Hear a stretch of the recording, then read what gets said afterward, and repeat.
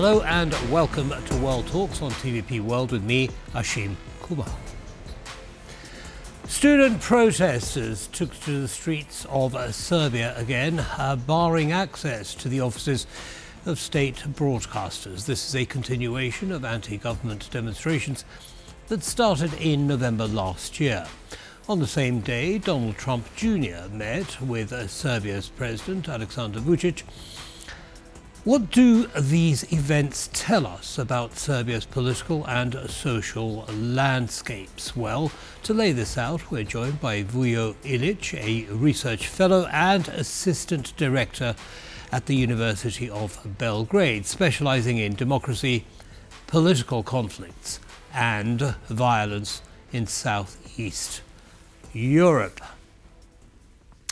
Welcome, Mr. Ilić, to TVP World, and thank you for taking the time. Good morning. Good morning to you, sir. So, tell me, give us a very brief overview of the protests. What started it, or what started them, and where are we today? Well, it's hard to say where we are today. Things are moving really fast in Serbia these days, and sometimes days feel like weeks and weeks feel like months. As you already mentioned, yesterday there was a sudden 22-hour-long blockade of our public broadcaster. This has been a long time complaint about the unfair treatment by the student protesters that culminated in this event. As we speak, students are marching from different parts of Serbia, sometimes tens or hundreds of kilometers, to the central protest in Belgrade, which is scheduled for March 15th. Which is expected to be the largest public gathering that we have seen in Serbia.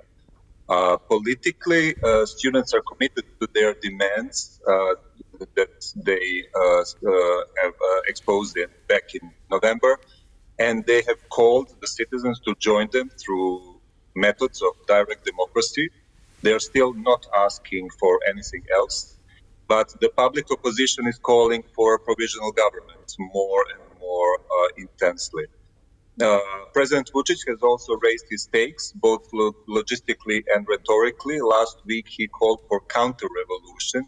He describes these events in Serbia as a colored revolution.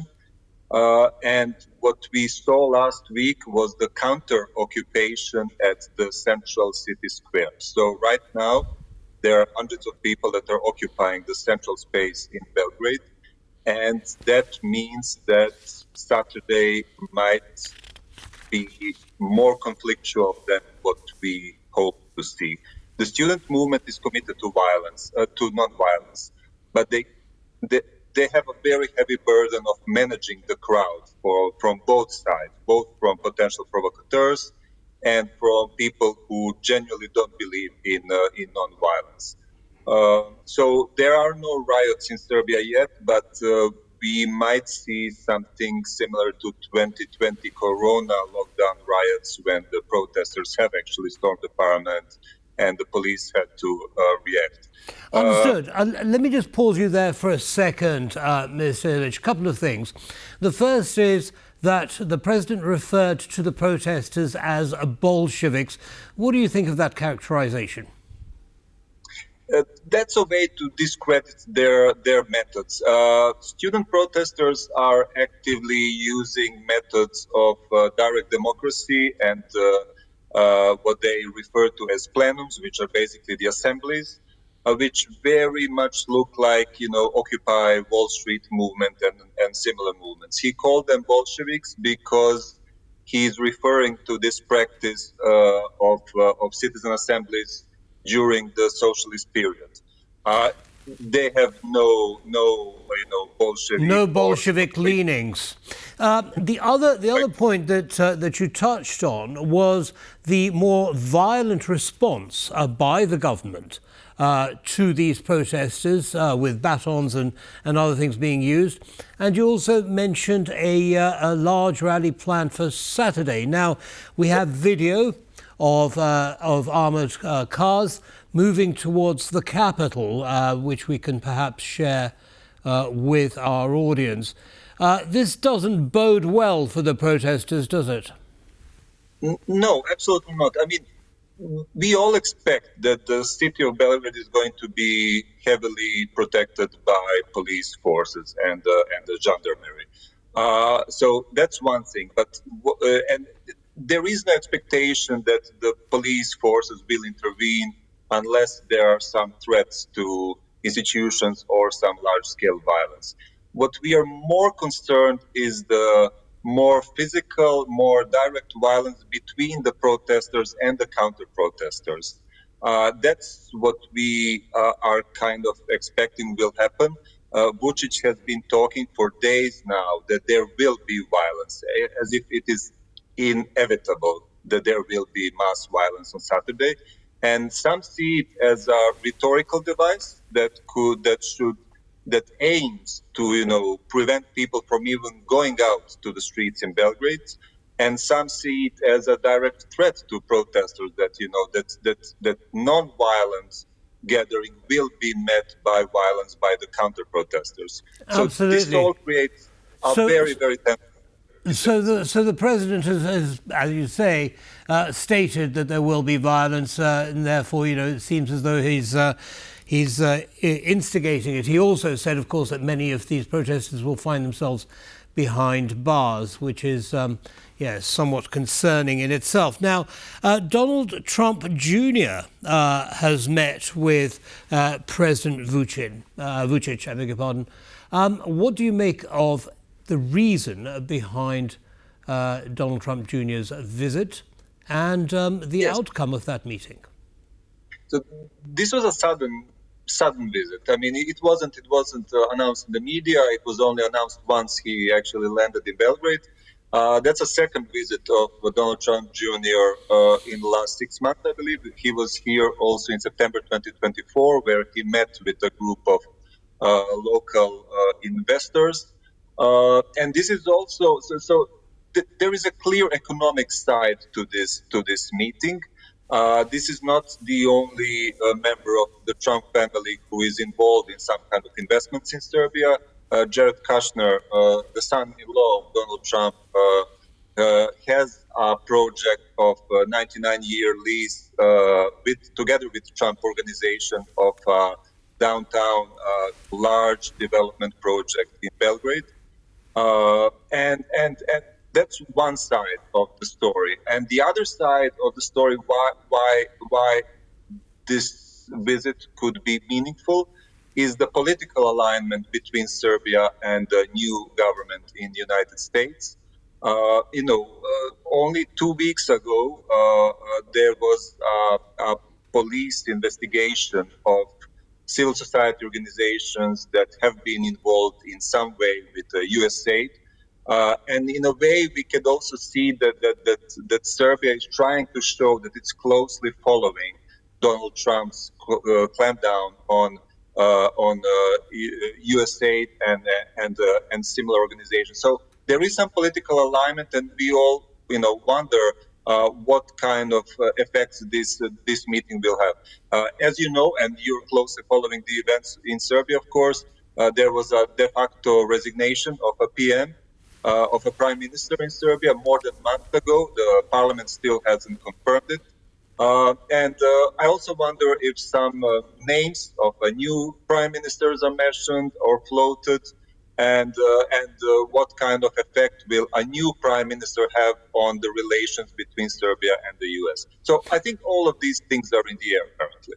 Understood. Now, obviously, there is an overlap, is there not, between investment and political stability. So is there a possibility that Donald Trump Jr.'s visit also will be aimed at getting greater political stability from President Vučić? And if so, how might that be done? I think certainly. I think it also sends a signal to potential investors from the outside that Serbia is a good place to invest. As you know, Serbia has been receiving a lot of foreign direct investments and has been leading in the region in the last couple of years. But these recent events and the student protests that have been going on since November, as well as the reason for it, the accident that happened on November 1st, which was a part of a big construction project, has probably scared some of the investors. And President Vučić himself has been complaining for months now that the money is not flowing to Serbia as much as it did, and he blamed the protests for this, which of course brings instability to the political system itself, because it actually relies on these investments and the money flowing to maintain its basis. So it might be considered that this is a signal, but I also wonder what kind of signal does it send. President Vučić has met Donald Trump Jr.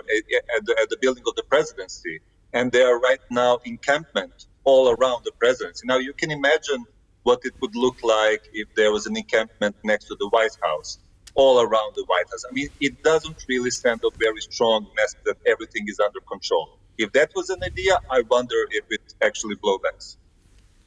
Understood. And finally, in the last few seconds that we have, Mr. Ilić, just a very quick question about the public perception of Donald Trump Jr.'s visit. How is it being seen? That's hard to say because this event has been happened yesterday. We're not really sure what was the public reaction like, especially because it was unannounced. In general, Donald Trump has a very positive perception in Serbia. Serbia stands out in Europe regarding the perception of Donald Trump, and I guess that this also translates to positive perceptions of possible deepening connections with the Trump family, either through economic means or politically. And again, this doesn't mean that everybody is looking positive. Serbia is also politically very polarized society. So this part of society that looks negatively to what President Vučić is doing with his political alignments and with accepting these kind of, let's say, complicated business deal with foreigners, that didn't really land well with this part of the public. Understood. And finally, the European Union, are these protests influencing Serbia's accession? Well, Serbia's accession to the EU has been stagnant for many, many years now. I would say more than 5, and I wouldn't be wrong if I say 7 to 8 years. So there is no progress, and we cannot really say that the student has anything to do with this. What's really lacking is the understanding outside of Serbia, especially in the European Union, how much democratic potential is there in this social movement. There has been no strong support coming from outside the Serbia for the student movement, and that tells a lot to me, and I'm really not sure what it does to the perception of the EU in that part of the population in Serbia, which is in favor for EU integration. Understood. Mr. Ilić, thank you so much for sharing your analysis with our audience. Have a good day, sir. Thank you. And that's all from us on this episode of World Talks. Goodbye.